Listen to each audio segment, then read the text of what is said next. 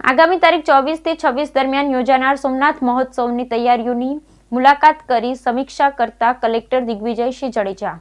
આગામી તારીખ 24 થી 26 દરમિયાન યોજાનાર સોમનાથ મહોત્સવની તૈયારીઓની મુલાકાત લઈ સમીક્ષા કરતા કલેક્ટર દિગ્વિજયસિંહ જાડેજા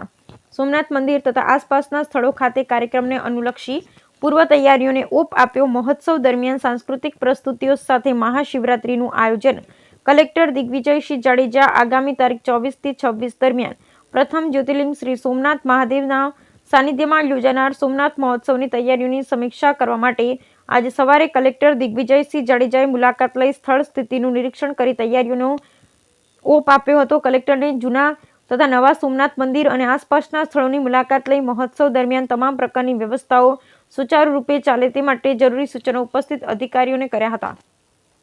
કલેક્ટરે તૈયારીઓની સમીક્ષા કર્યા બાદ જણાવ્યું હતું કે ગુજરાત પ્રવાસન નિગમના સહયોગથી યોજાનાર સોમનાથ મહોત્સવ દરમિયાન દેશના ખ્યાતનામ અને પ્રજ્ઞશ્રી સન્માનથી વિભૂષિત સંગીતજ્ઞો અને નૃત્યાચાર્ય દ્વારા શિવ મહિમા કરતી અનોખા લાઈવ પ્રસ્તુતિઓ રજૂ કરવામાં આવનાર છે। આ સમયગાળા દરમિયાન મહાશિવરાત્રીનો તહેવાર પણ રંગેચંગે ઉજવવામાં આવતો હોય છે, ત્યારે અહીં આવતા ભાવિક ભક્તોને શિવ દર્શન સાથે મહિમા અને ગુજરાતની લોક સંસ્કૃતિ અને વિરાસતને પ્રેરિત કરાતી અદ્ભુત સાંસ્કૃતિક પ્રસ્તુતિઓ અને સંગીતના કાર્યક્રમનો લાભ મળે તે પ્રકારનું આયોજન કરવામાં આવ્યું છે। સમગ્ર વહીવટી તંત્ર દ્વારા સોમનાથ ખાતે પધારનાર દર્શનાર્થીઓ સગવડતાપૂર્વક દર્શન કરે સાથે જ શિવ મહિમાનો લાભ પણ મેળવે તે માટે તંત્ર દ્વારા સુવ્યવસ્થિત તૈયારીઓને આખરી ઓપ આપવામાં આવી રહ્યો છે। તંત્રના વિવિધ વિભાગો દ્વારા દર્શનાર્થીઓ તારીખ 24, 25, 26ના રોજ ગુજરાત ટુરિઝમ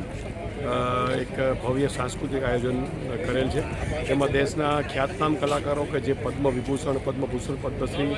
ગ્રેમી એવોર્ડથી સન્માનિત થયેલા છે એ લોકો પોતાનું લાઈવ પરફોર્મન્સ અહીં આપવાના છે।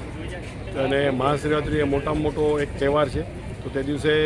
અહીંયા ભક્તોનું પણ ઘણી મોટી સંખ્યામાં દર્શનનો લાભ લેવા માટે પધારતા હોય તો એમને કોઈ અગવડ ના પડે અને તેઓ શાંતિથી દર્શન કરી શકે અને પ્લસ આપણો જે આ સાંસ્કૃતિક કાર્યક્રમ છે એને માણી શકે એટલા માટે આજે અમે આ વિઝિટ કરી છે અને અમે